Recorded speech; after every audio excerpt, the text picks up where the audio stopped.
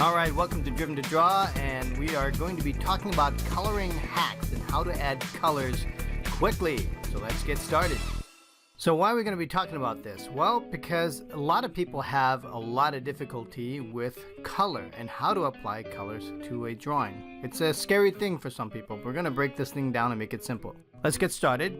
Today we're going to be talking about coloring hacks and how to start adding colors without really having a lot of knowledge on color theory or any of those things, because color theory can get kind of complicated, and what I want to do is just give you a very quick and short tip on how to deal with color and maybe get some quicker results.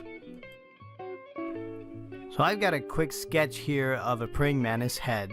Nothing complicated, and all I'm going to do is just to sort of outline the drawing a little bit, and once I've got the outline, I'm going to start with the base color.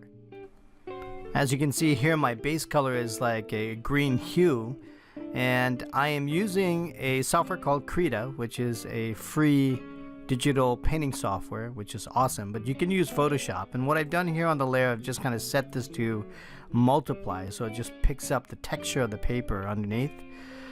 What you're going to find when you start to get into color is to notice that when you look at your reference photograph, you're going to find several different kinds of colors.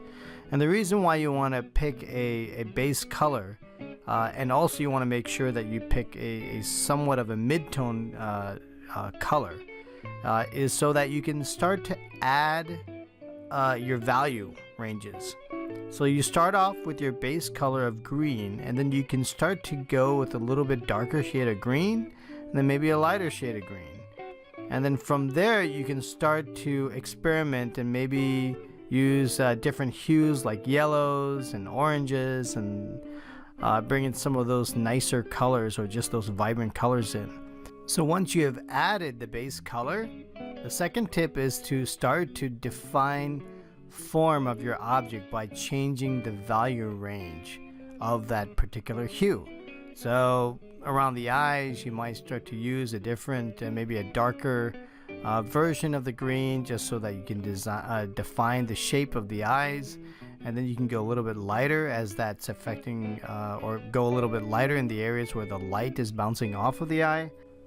That'll provide the three-dimensional look to that particular object or that particular area of that object.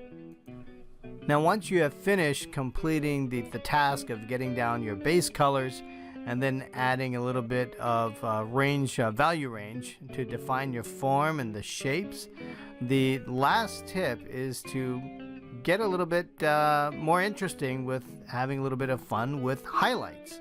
So the third tip is to add highlights to your drawing, and so the highlights in this case are your brightest spots of your reference photograph, or the brightest spots of your object, and that's all determined by where your light source is. So if the light is hitting a curved surface, for instance, see you've got this eyeball here that I got, and I've got a light source that is basically every area where you see these dots is where light is bouncing off, and you typically have light bouncing off normal to that surface. So wherever that light source is, it's hitting the apex of that curvature, and that's what you're seeing here.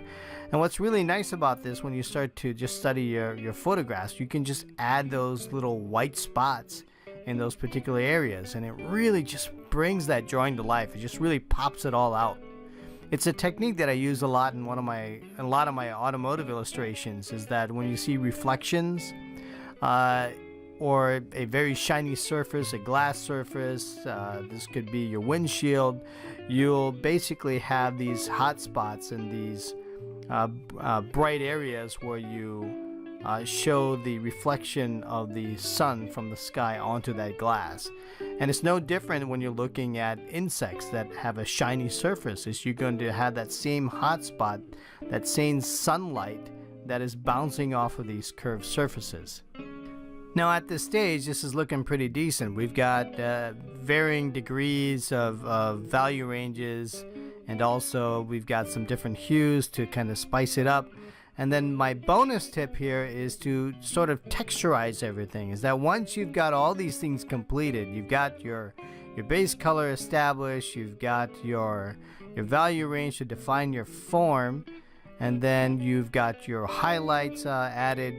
You can come back and experiment with texture and just texturizing the surfaces just to kind of see what that does. And this is what really gives it the appearance of a lot of detail when you're not really putting a lot of detail in there. You're kind of letting the brush textures do the work for you. So I hope you enjoyed this particular video. Comment below, let me know what you think. Just be sure to go ahead and practice these tips. I've just given you just a few tips that I think can help you to get started and hopefully to give you some results as you embark on that journey to become a better artist. Alright, well that's a wrap. We'll see you here next time on Driven to Draw. Have a good one.